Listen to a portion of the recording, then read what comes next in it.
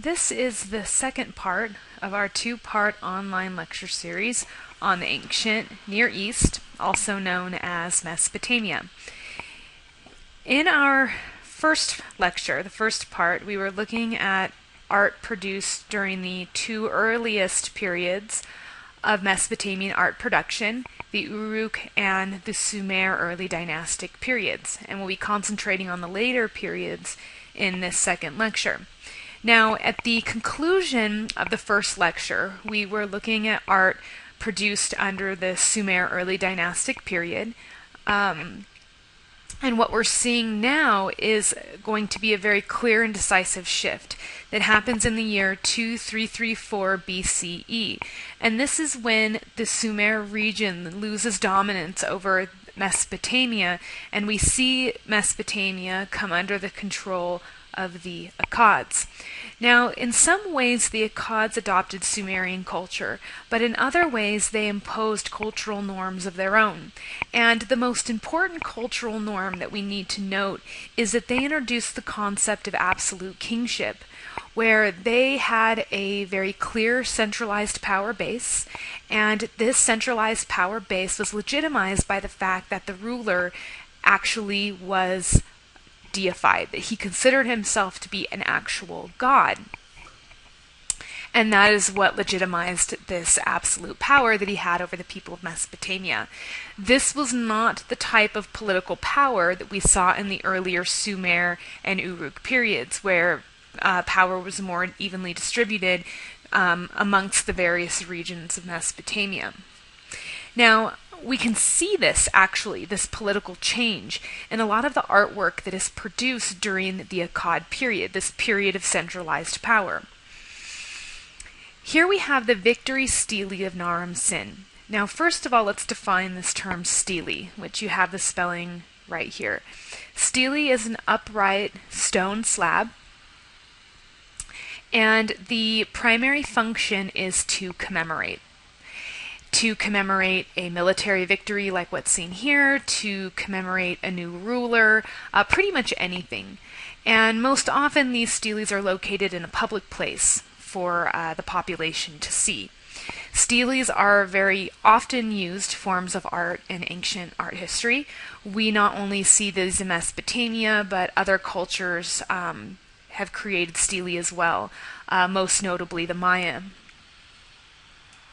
Now, as I said, this stele is commemorating the military victory of the Naram-Sin. And so we see, actually, try for a minute to guess which figure just might be this ruler Naram-Sin. And if you guessed this figure, you were right. There's a lot of compositional components in play that ensure that the viewer is able to identify this very important figure within this narrative. So here we have Naram-Sin, right? And what are some things that we see in the artwork that position him as being the most important figure? One clear thing we see is hierarchical scale. We have him as the largest figure in the composition. You can also see things such as implied lines, all of these eye lines that direct the viewer's gaze to the top of the composition. Some gestures as well. This gesture here, the raised arm, and of course the spear coming out of this man's neck also angles us towards this very important figure. The lower part of the composition is rather crowded, and so we see that Naram-Sin occupies this area of empty space, and that also brings attention to him visually. So how do we know then that we're looking at the king? We, besides the fact that we see this figure of power through all of these compositional elements, the headdress, right? Remember from the last lecture we talked about how we always want to look to the headdress as a very important clue. Now, what's interesting is that this headdress is not a helmet hat, like what we saw in the Warka vase.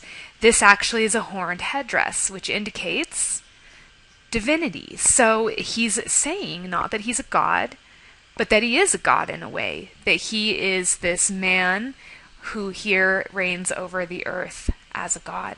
So he's positioning himself not as simply a mere mortal, but as a king and a god at the same time. the type of power that you cannot argue with. Now, I don't have too much to say about this work of art. We do see that this artwork dates to the Neo-Sumerian period. The Neo-Sumerian period comes after the fall of the Akkads. And what we see after the Akkads fall is we see a re-emergence of the Sumerian culture, which is why we call it Neo-Sumerian, New Sumerian. And I just want to point out a couple things that change over time with the ziggurat. So we saw an example of a ziggurat from the Uruk period, the ziggurat being the base of the temple. Here we have the base, the ziggurat. This is the temple, which no longer remains. And we have a man standing here to give you a sense of scale. Basically, what we're looking at here with the Nana ziggurat is we're looking at one of the largest in Mesopotamia. And what happens is, as time progresses, these ziggurats become larger and larger. There's certainly an evolution of form.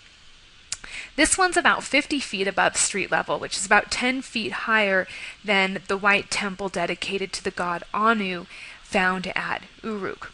What we also are starting to see is that the shape is beginning to change. It takes more of a square or rectangular shape, not so much the pyramid with the top cut off shape. It gives it a much more rigid and a much more imposing appearance, which we know is meant to indicate the importance of the god.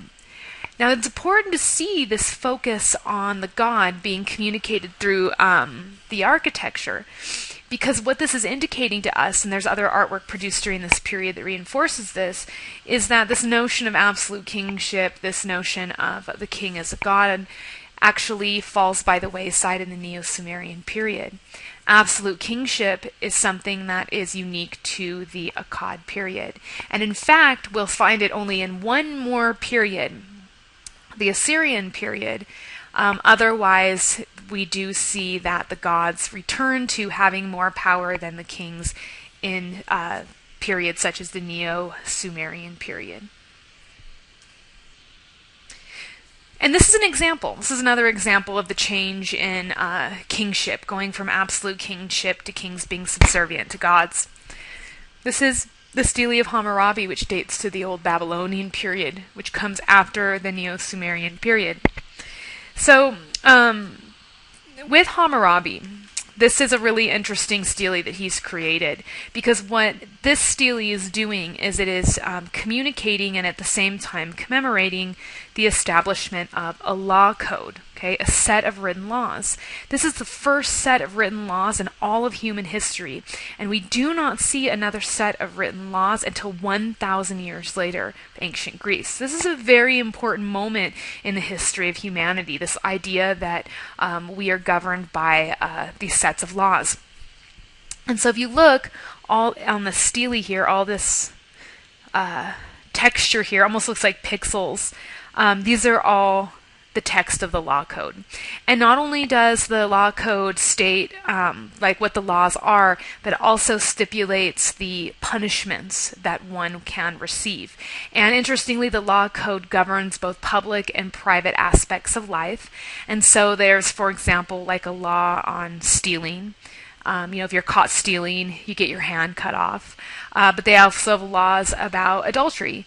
If you commit adultery, you get murdered. Unless you're a man, and then it's for a woman. Unless you're a man, then obviously it's not quite as difficult of a punishment. So, all of these laws, right? At the top, though, we have a relief sculpture, and this relief sculpture depicts Hammurabi and the sun god Shamash, who, like the goddess Inanna we talked about in the previous online lecture, he ranks very highly in the pantheon of Mesopotamian gods as well. And this usually is the case. Usually the god that's affiliated with the sun is the highest or one of the highest ranked gods. So here's Hammurabi approaching the sun god Shamash. How do we know that we're looking at Hammurabi, the king? Helmet hat, right? Always look at the headdresses. Looking here, this actually is a horned headdress. It's not horns coming out from the sides, but they kind of just wrap around the headdress. So the horned headdress indicating divinity, helmet hat indicating kingship. So what's happening is Hammurabi is approaching the sun god Shamash. Now, what we first immediately want to note is the size relationship that exists between these two figures. We have hierarchical scale going on.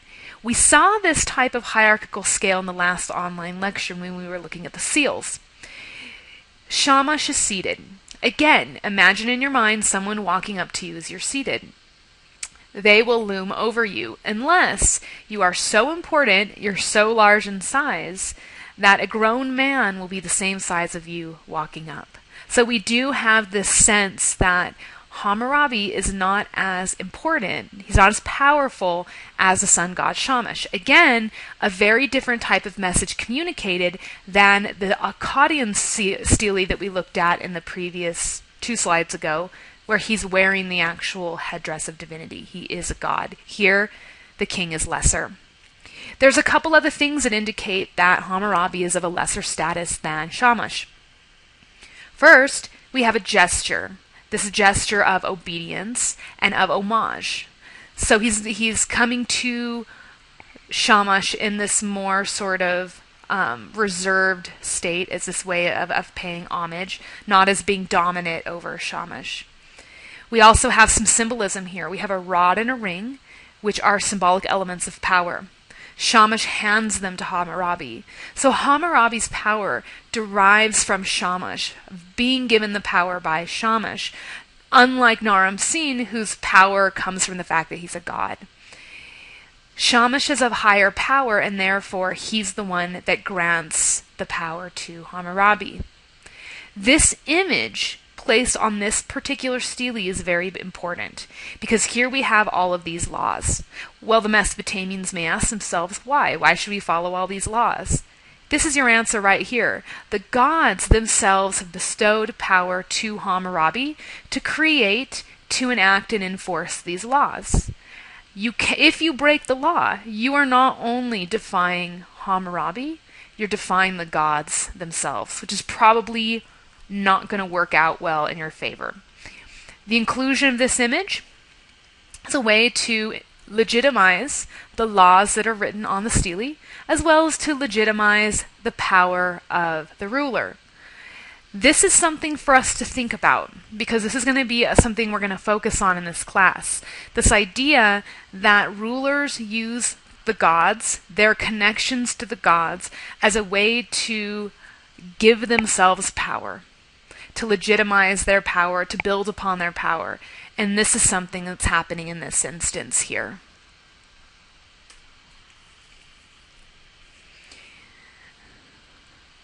Now we move on to the Assyrian period. And this is interesting because you may have noticed, especially in this lecture more so than the first one, we keep changing again and again all of these periods. This reflects the relative political instability that characterizes Mesopotamia. Now, what's interesting about this is that the instability is coming from continual conflict and warfare. There's a lot of competition for resources, for power, for dominance. We didn't really see images of warfare, of power, of dominance when we were looking at the art of the Paleolithic and Neolithic periods. What seems to happen is that once man really settles down, he truly settles down and begins to form the early beginnings of civilization. The minute that happens, warfare, conflict. And Mesopotamia definitely attests to this. So perhaps this idea of conflict and warfare is something that's really kind of built into who we are as a species, considering that it really is present from the very beginning, once we are coexisting for extended periods of time in the same place. With that being said, we are now in the Assyrian period. And we're looking at the reconstruction drawing of the citadel of Sargon II. And the reason why it's a reconstruction drawing is we don't have any of the structure remaining. What I want to point out first of all is that the structure is heavily fortified. Thick, heavy walls. Why thick, heavy walls? Protection.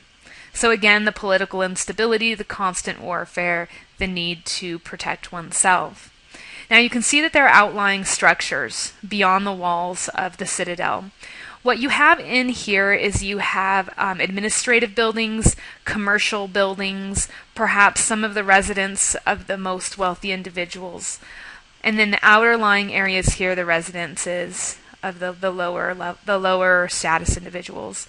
Upon threat, everyone would come in and then they would be protected during an attack. What we also have is we have the palace of Sargon II. What do you think this is? If you guess ziggurat, you would be correct. Now what's interesting about this is I'd like you to think back to the first online lecture when we were looking at the Anu ziggurat of the Uruk period. Do you remember where those ziggurats were located in the city? They were located in the center. They were located in the center to reflect the importance that the god plays in the daily lives of the people. Here, though, what's in the center? The palace, and the ziggurat has been moved off to the side. So what does this say? That the king has the most importance. He plays the central role in the lives of the people, and that the religion, the gods, are secondary, supplemental. So we are in the second period of absolute kingship. First time is Akkad, second time Assyria, where the king is more powerful or just as powerful as the gods. Now, with this palace, there's multiple functions. This is not simply the residence where the king and his family lives. This also is the place where a lot of the official administration of the government's happening. And the central point for this location is the throne room. Throne room where you have the literal and symbolic seat of power, and this would be the place where Sargon II would receive visitors. Now what you're looking at here is called a Lamassu. And the Lamassu, one on each side, would be located at the doorway entering into the throne room. Now a Lamassu can take the form of a bull, or it can take the form of a lion. It's a hybrid figure, part man, part bull, part man, part lion. The lions are relatively rare. It's the bull that we see more commonly as the figure. So one on each side. Now why might we see these sculptures on either side of the entryway to the throne room? If you guessed protection, you would be correct. These are meant to be protective figures, protecting the king from real as well as spiritual enemies.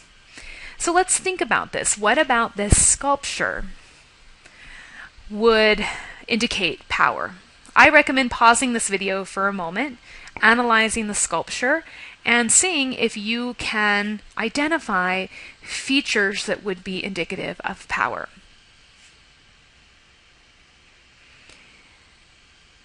So some features that we see that can be indicative of power. First of all, let's take a look at the size. 10 feet 2 inches. This is a very tall sculpture. It's going to dominate the viewer. It's going to loom over the viewer, which probably would be intimidating.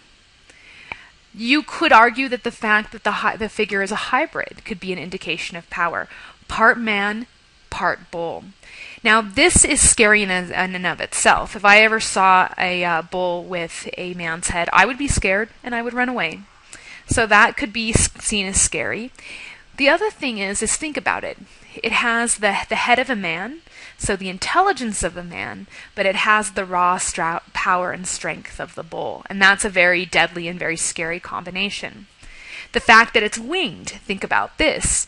If you want to run away, the Lamassu could chase you flying, and I think it would be really hard to escape a flying, winged, half man, half bull.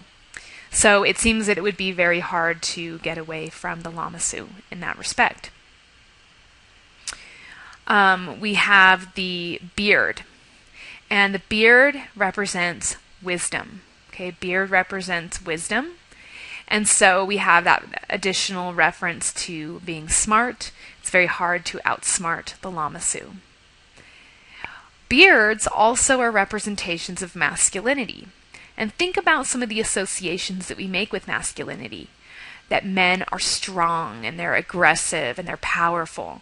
And we can project those associations onto this figure because of the beard. Maybe you notice the hat, right? Always look at the headdress when you're looking at Mesopotamian art.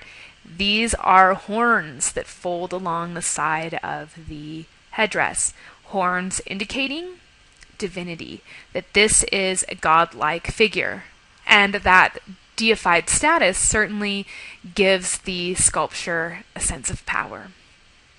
And then finally, did you notice that this figure has 5 legs? The figure has 5 legs so that it can be seen in its entirety, no matter where you stand. So you could stand in the front, directly facing the Lamassu, and you'll see both of the legs. But if you stood over here so that you face it on the side, you see 4. And the Lamassu is in the process of walking. Walking, walking, always on patrol, never stopping, protecting the king. Now, in addition to the Lamassu that are at the doorway to the throne room, there also was other art that was found throughout the palace. A lot of relief sculpture. And the relief sculpture was strategically placed so that as you were walking down, you would see all of these really aggressive, really intimidating images, so that if you were thinking about trying to go in and do harm to the king, all of these aggressive images might dissuade you from doing so. And we have 2 main types of images that we see in the pathways that lead you to the throne room. One of them is warfare, and the other one is hunting. Now, hunting is an interesting one. Why would we have hunting? This is important, okay? When we were talking about the Paleolithic period, all the way back at the beginning, before man settled down while he was still nomadic, hunting was a means for survival. But hunting changes a bit once we get to the Neolithic period and beyond, in that hunting is not as necessary because of the domesticated animals and the crops. So what begins to happen is that hunting starts to become a leisurely activity, a sport. Remember last lecture, the online lecture, the first one for Mesopotamia, at the end we looked at the bull lyre, and I told you guys that the lyre was used as a way to indicate leisurely activity and therefore status. The same thing is happening in these hunting images. This is showing the status in that the king has a lot of free time, he goes out and he is participating in a leisurely sporting activity. Now, it's not a coincidence though that he's shown hunting rather than doing something like playing a game or like playing softball or something. Hunting is a very aggressive activity, and in many ways it's seen as being similar in concept to warfare. It involves planning, it involves strategy, it involves dominance. So we have all of these hunting scenes, and we have here the chariot, and this actually is the king. And we can tell because of the hierarchical scale. There are some implied lines that lead us here. We also have him with the most open and powerful and assertive gesture. He also has the nicest hat. In fact, he really has the only hat. And so that's indicating kingship as well. So we're looking at this really aggressive activity that is meant to be indicative of masculine strength and prowess. Then as well, I think pretty much now, not to make any assumptions or generalizations, but hunting tends to be more of a masculine activity. And we can see that he is supposedly very good at it, which I personally think this image is sad to see all these beautiful lions dead. But he's killed them all, and he just keeps on going, ready to shoot down, all of these different lions. And considering that he's one of the few with the bow, this guy has a bow, but he's not actively using it. It indicates that he's the one that killed all these lions. And then these guys, I guess, are just kind of protecting him in case things get out of control.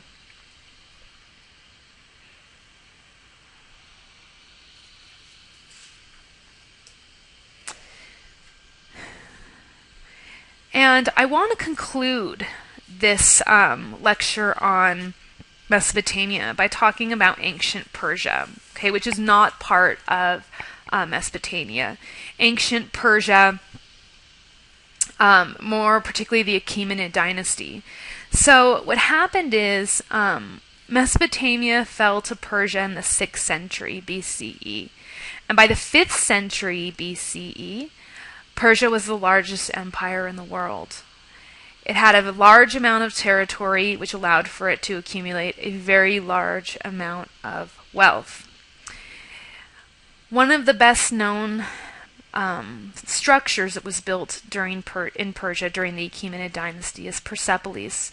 We're looking at the audience hall, which is the official place to receive official visitors as part of the palace. Now, the palace here was built over an extended period of time. Okay, it was begun by Darius the First, and if you saw the movie 300, okay, the bad Persian king was Xerxes. Xerxes came after Darius the First, and Xerxes oversaw the completion of Persepolis. And actually, if you see the second 300 movie, that one does have Darius in it, and they actually do have Persepolis in the movie. So this is the palace, and the palace is raised up. It's raised up on a like a natural hill or a mountain, and it's raised up so that it's very prominent visually, that people from far away can see it. So it's a way to indicate the power of the king, in a way that we saw at the ziggurat, how the temple was raised up to show the power of the gods.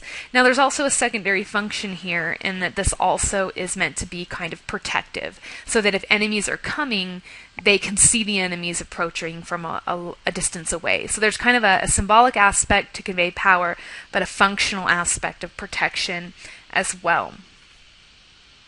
The complex itself was also heavily fortified. I just want to point that out to show the type of military aggression that the Achaemenid dynasty had to continually involve itself in to maintain this accolade of being the largest empire of the world. So one of the things that I want to talk about, though, is I want to talk about the fact that there is a Mesopotamian influence. Now, part of the Mesopotamian influence you may have already picked up on when I likened Persepolis to the Mesopotamian ziggurat, this base that lifts it up. I also, though, wanted to point out here, we see the presence of the Lamassu. And that also is indicative of a Mesopotamian influence as well. There's other influences because of how far the geography of Persepolis spans. We have Egyptian influences. We even have Greek influences as well. The Achaemenid dynasty ends with the defeat of Alexander the Great, and that happens in the 4th century BCE.